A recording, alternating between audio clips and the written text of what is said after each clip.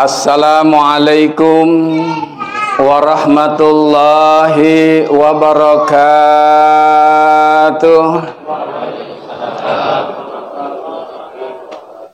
Bismillahirrahmanirrahim. Alhamdulillahilladzi khalaqal mauta wal hayata liyabluwakum ayyukum ahsanu amala. Wassalatu wassalamu ala sayyidina Muhammadin wa ala alihi wa sahbihi ajmain, amma ba'd. Qala Allah ta'ala fi kitabihil mubin wa huwa ashdaqul qailin. A'udzu billahi minasy syaithanir rajim. Bismillahirrahmanirrahim. Kaifa takfuruna billahi wa kuntum amwatan fa ahyakum summa yumitukum summa yuhyikum summa ilaihi turja'un. Shadaqallahul azim. Yang sama-sama kita hormati orang tua kita, Ketua Yayasan Pendidikan dan Pembinaan Islam As-Sa'adatul Abadiyah, Bapak Dr. Andes Haji Muhammad Arif MM MPD beserta seluruh keluarga besarnya. Ibu Siti Khadijah selaku sahibul bait beserta keluarga. Bapak, Ibu hadirin yang insya Allah kita senantiasa dimuliakan Allah Subhanahu wa ta'ala. Alhamdulillah, puja dan puji serta rasa syukur kita panjatkan kehadrat Allahu Rabbun Ghafur yang nikmatnya sangat banyak dan tak terukur, namun senantiasa bertabur sehingga membuat hidup kita subur dan makmur. Tapi maaf jangan juga kita lupa sama umur. Saat kita merasa uban di kepala sudah mulai bertabur, pandangan mata kita sudah mulai kabur, kulit kita sudah mulai kendur, gigi pun sudah mulai banyak yang gugur, saat itu makanan yang paling enak cuma bubur, dan itu berarti kita sudah mendekat ke liang kubur. Salawat teriring salam semoga senantiasa tercurah pada junjungan kita baginda Nabi besar Muhammad sallallahu alaihi wasallam beserta keluarga dan para sahabatnya. Bapak Ibu hadirin yang insya Allah kita senantiasa dimuliakan Allah Subhanahu wa ta'ala. Al-Imam Abu Nuraid pernah mengatakan, apabila seseorang telah meninggal dunia, maka dia akan menjadi cerita bagi orang-orang yang masih ada. Karena itu, buatlah cerita yang baik agar ketika kau telah meninggal dunia, orang akan bercerita yang baik-baik tentang kalian. Kalau hari ini kita hadir bersama dalam rangka haul mengenang kembali wafatnya saudara kita, almarhum Bapak Tony Perkasa Hadianto bin Raden Hartono, yang tentunya kita tidak akan terlepas dari menceritakan seluruh kebaikan-kebaikan beliau, karena memang beliau orang yang baik. Yang subhanallah dalam kehidupan beliau kita tahu dan paham betul.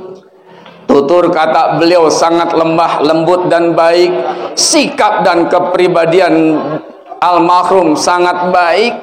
Setiap ketemu kita takkan pernah lepas dengan senyumnya. Dalam kehidupan bertetangga juga sangat baik, ibadahnya begitu tekun, dan bahkan sangat sayangnya kepada keluarganya. Maka kita yakin almarhum wafat dalam keadaan baik, dalam keadaan husnul khatimah, dalam keadaan mendapat ridhonya Allah Subhanahu wa ta'ala. Karena itu kita doakan, mudah-mudahan almarhum Allah ampuni dosa dan kesalahannya, Allah terima amal ibadahnya, Allah lapangkan di alam kuburnya, serta Allah jadikan almarhum ahli surganya Allah subhanahu wa ta'ala.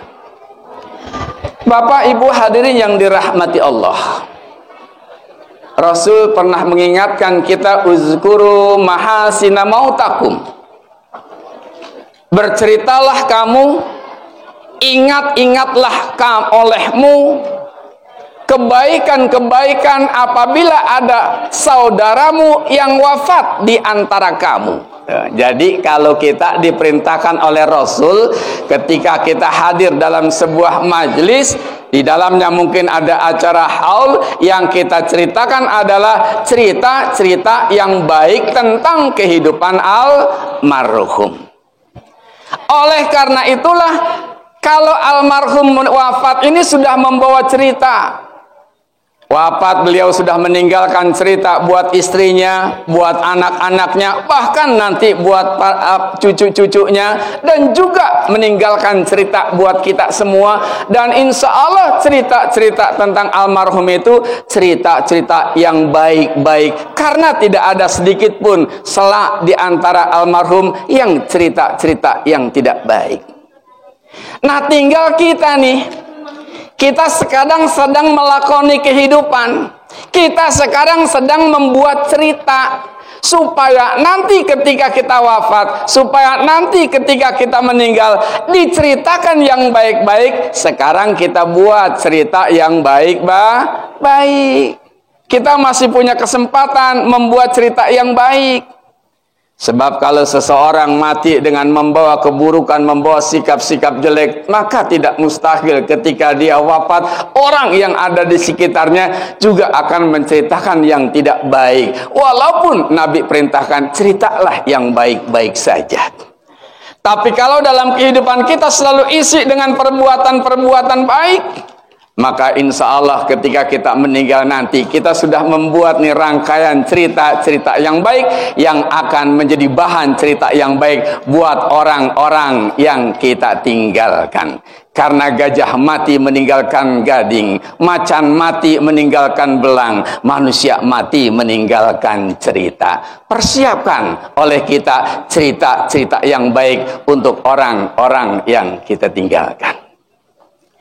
Bapak ibu hadirin rahimakumullah, kalau almarhum Bapak Tony Perkasa Hadianto, insya Allah beliau orang baik, dan di alam kubur sana sedang menikmati indahnya dan nikmatnya alam kubur, dan insya Allah juga menjadi penghuninya surganya Allah subhanahu wa ta'ala.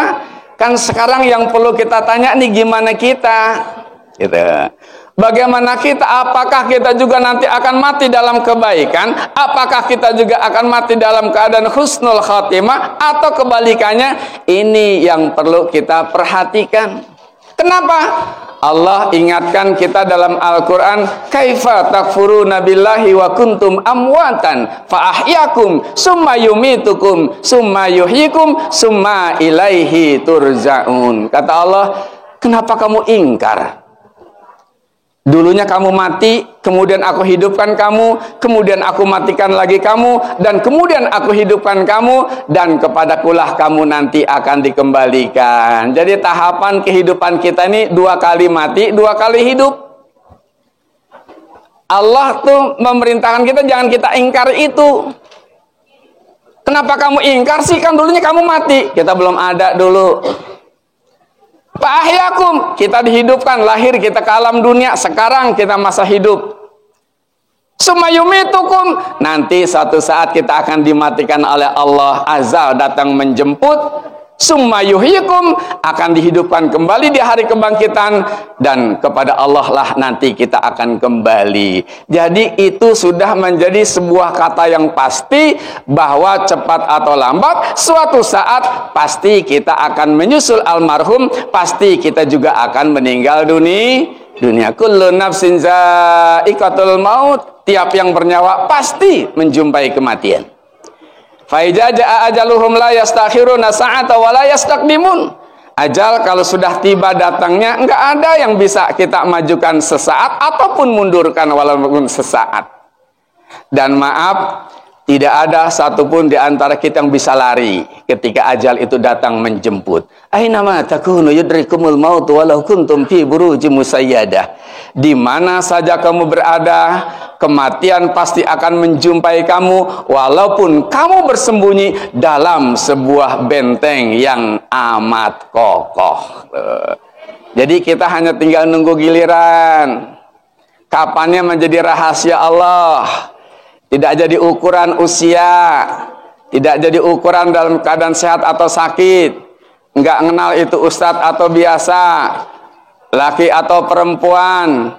Saya biar ustadz belum tentu. Orang panggil ustadz, banyak yang ngedoain, ternyata matinya belakangan, belum tentu. Ya, tapi juga belum tentu kita duluan. Kapan nih rahasia Allah? Nih kita lagi enak-enak ngaji, datang angin kencang banget nih, yang namanya angin puting beliung. Ya, contoh ini ya, sekedar contoh, muter nih angin. Besok ada masuk dalam surat kabar, telah terjadi bencana alam lokal berupa angin puting beliung di SMK As-Sa'adul Abadiyah yang saat ini sedang mengadakan pengajian, maka yang menjadi korban semuanya meninggal kecuali ustadznya. Ya kan, artinya saya belakangan. Kenapa bisa saya belakangan saya ngomong suka-suka gitu. Artinya apa? Kita nggak tahu kapan kita wafat, kapan kita mati, kapan diambil nyawa kita. Yang penting kita persiapkan diri. Karena itu, ini buat kita yang masih punya kesempatan hidup, yang kita sekarang sedang membuat cerita, ada dua hal nih Bu yang harus kita lakukan nih buat PR kita selama hidup. Apa dua hal yang harus kita lakukan? Satu, persiapkan diri Anda untuk menjemput kematian. Dan yang kedua, persiapkan diri kita untuk menghadapi alam akhirat nanti. Dua poin ini. Bagaimana caranya? Ayo, pertama kita lihat.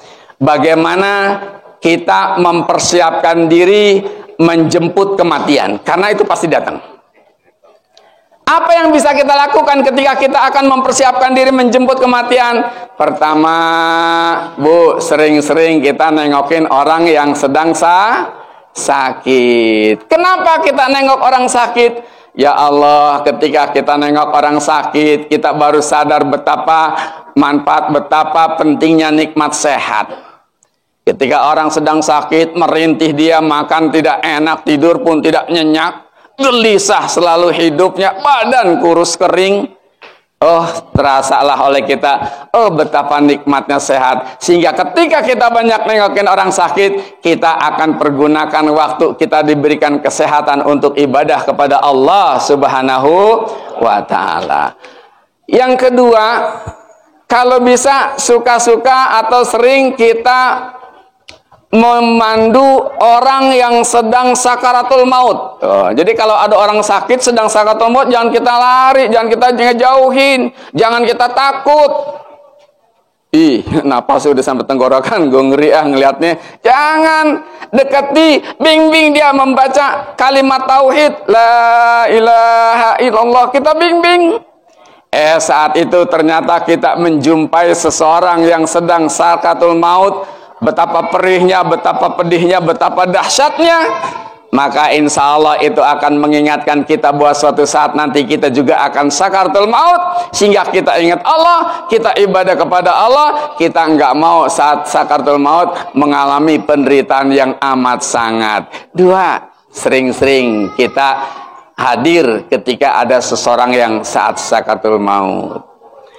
Yang ketiga, kita juga harus sering ikut dalam pengurusan jenazah. Kalau ada yang meninggal, kita takziah. Kalau ada yang sedang dimandikan, kalau kita memang bisa ikut, kita ikut memandikan.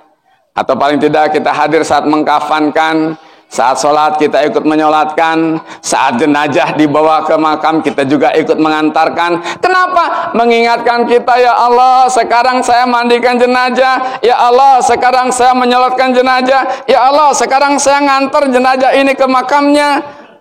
Maka ingatlah suatu saat saya juga akan seperti itu. Mengingatkan kita sehingga semasa kita hidup kita banyak-banyak ibadah kepada Allah Subhanahu wa ta'ala. Dan juga yang keempat, ziarah kubur. Ketika ziarah kubur, ingatlah kita bahwa yang ada di dalam sana adalah saudara kita. Suatu saat inilah kapling masa depan kita.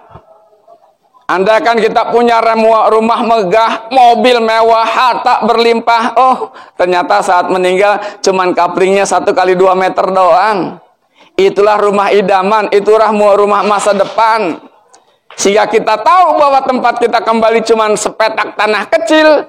Oh, kita pengen nyiapin diri nih biar nanti tempat kita terakhir, kuburan kita, walaupun petakannya kecil, ternyata di dalamnya seperti raudhatun min riyadil jannah, kebun-kebunnya surga Allah, karena kita pulang membawa amal ibadah dengan sebaik-baiknya.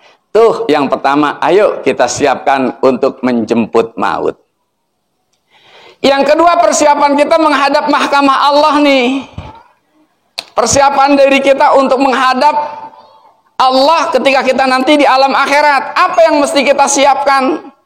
Satu, tentunya kita memperbanyak amal ibadah kepada Allah Subhanahu. Karena yang kita bisa bawakan hanya ibadah, hanya pahala. Nggak ada harta bisa ngikut kita saat kita meninggal, mobil mewah pulang, keluarga terdekat, istri anak yang kita sayang juga balik ke rumah, tinggal kita sendiri. Yang menemani siapa? Amal ibadah kita. Yang kedua, banyakin jariah kita. Nih, satu hari seorang pemuda pernah bertanya. Nih pesan buat keluarga almarhum. Ada seorang pemuda bertanya sama Rasul, "Ya Rasulullah, apakah aku masih bisa berbakti kepada kedua orang tuaku? Sedangkan kedua orang tuaku sudah meninggal dunia." Apa kata Nabi? "Kerjakanlah kebaikan-kebaikan dan niatkanlah pahalanya untuk almarhum kedua orang tuamu." Jadi ketika ditanya oleh seorang pemuda, "Ya Allah, saya pengen berbuat baik sama orang tua, tapi orang tua saya sudah meninggal dunia, apakah masih bisa?" Maka kata Nabi, lakukanlah perbuatan-perbuatan baik yang kamu niatkan pahalanya untuk kedua orang tuamu yang sudah meninggal, niscaya pahalanya akan sampai kepada keduanya. Si pemuda ini langsung mengerjakan sesuatu. Apa? Dia bikin sumur di dekat Masjid Nabawi. Dia bikin sumur jariah, dia niatkan pahalanya buat orang tuanya. Wah, sumur itu jadi. Selama sumur itu dipakai buat masyarakat, buat mandi, buat wudhu, buat minum, buat kebutuhan sehari-hari, tuh pahalanya akan terus mengalir buat orang tuanya. Ya, jadi ayo, ketika kita mungkin sudah punya orang tua yang meninggal, telah meninggal dunia, seorang istri yang mungkin sudah ditinggalkan suami, kita pengen berbuat baik, kita pengen orang yang di sana masih tetap mengalir pahalanya. Ketika kita melakukan kebaikan-kebaikan, niatkan pahala kebaikan yang kita lakukan untuk almarhum yang telah berpulang ke rahmatullah. Apalagi seorang anak yang doanya tidak akan pernah ditolak. Doa anak-anak yang soleh, jangan lupa berdoa setiap waktu, terutama di waktu 5 waktu sholat, minimal Fatihah jangan dilupakan untuk berdoa kepada almarhum. Ya, jadi buat orang yang sudah meninggal, persiapan kita ke alam akhirat nanti, perbanyak amal. Ayo, banyak sedekah jariah yang bisa kita lakukan, yang pahalanya akan terus mengalir ini buat kita. Ya, maaf kan seringkali itu kita lihat di YouTube ajakan untuk berjariah lewat Al-Quran, subhanallah. Ya, ketika dijariah kepada pesantren tahfiz Quran, satu Al-Quran dibaca oleh santri, yang santri itu baca Qurannya enggak seminggu sekali, enggak sehari sekali, enggak. Bisa jadi dia baca satu hari dari pagi sampai siang dalam kurun waktu yang cukup panjang. Habis subuh dia baca Quran, habis duha dia baca Quran, habis zuhur dia hafalkan Quran, habis asar dia hafalkan Quran, habis maghrib, terus di saat-saat kosong Quran dibaca. Orang yang menjariahkan Quran tuh kepada santri tahfiz Quran, dibaca tuh Quran, ya Allah akan mendapatkan aliran pahalanya selama Quran itu dibaca, selama si santri itu mengamalkan ilmunya. Kita pun ayo, ya, Ya, orang tua kita Bapak Haji Muhammad Arif telah mencontohkan, subhanallah. Maka saya ngiri kepada beliau. Beliau punya uang, kemudian diberikan Quran, dibagikan sebanyak yang dia bisa berikan. Orang baca, pahalanya ngalir terus selama Quran itu dibaca. Maka saya terinspirasi dengan jariah yang orang tua kita berikan lewat Quran. Saya nggak punya uang, saya nggak punya apa-apa, tapi saya punya ilmu dikit, mungkin bisa bicara. Saya buat konten YouTube. Udah setahun, sudah 116 episode yang saya upload di YouTube. Artinya apa? Itu jariah saya. Ketika nanti saya sudah meninggal dunia sekalipun, konten YouTube saya masih dibuka, masih didengerin, masih diambil manfaatnya. Selama itu pula saya akan mendapatkan pahalanya. Amin ya rabbal.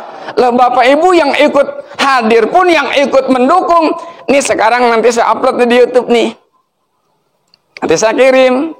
Ibu-ibu yang hadir akan terus kebagian pahalanya. Ketika konten YouTube ini dibuka dan didengarkan oleh orang, akan terus mengalir pahala kita. Ibu pengen ambil andil dalam bagian dakwah. Setelah saya kirim, oh bagus nih, manfaat nih, bukan hanya untuk saya, tapi juga pengen manfaat untuk orang lain. Kirimin ke keluarga, kirimin ke saudara, kirimin ke teman, kirimin ke grup yang ada. Jangan sayang. Kenapa? Tangan dan jari kita dalam waktu singkat bisa mengundang 1000 dosa, tapi juga bisa menghasilkan 1000 pahala. Di era digital sekarang, di mana medsos yang memang sedang akrab dalam kehidupan kita. Artinya apa? Ini tangan kita nih, apalagi yang masih muda-muda nih.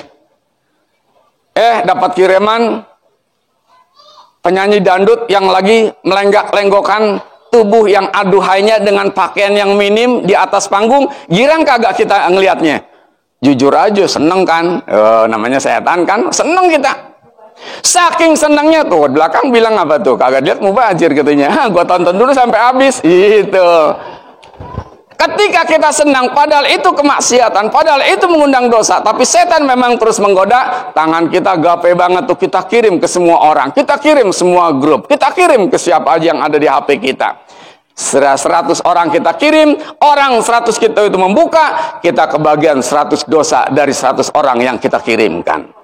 Dari 100 orang itu mengirimkan lagi ke yang lain, Masya Allah, multi level. Terus kita akan mengalir dosanya yang sangat banyak.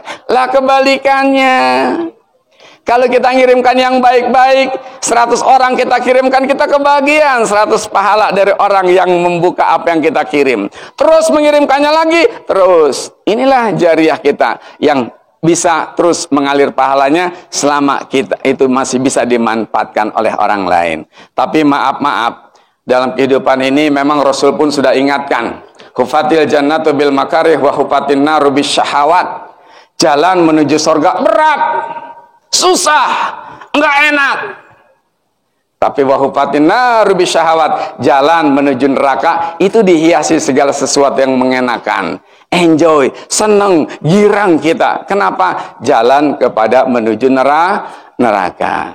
Bapak Ibu hadirin yang berbahagia, itulah dua hal yang hendaknya ayo selama kita masih hidup, kita masih punya kesempatan diberikan nikmat sehat oleh Allah, dua hal ini jangan sampai luput dari persiapan kita ketika kita masih punya kesempatan.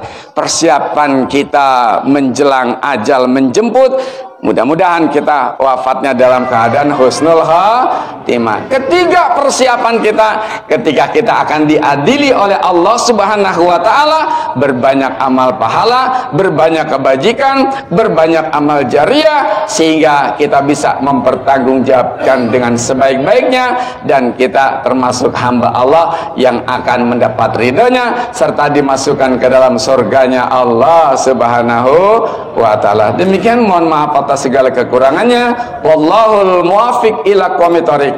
Wassalamualaikum warahmatullahi wabarakatuh.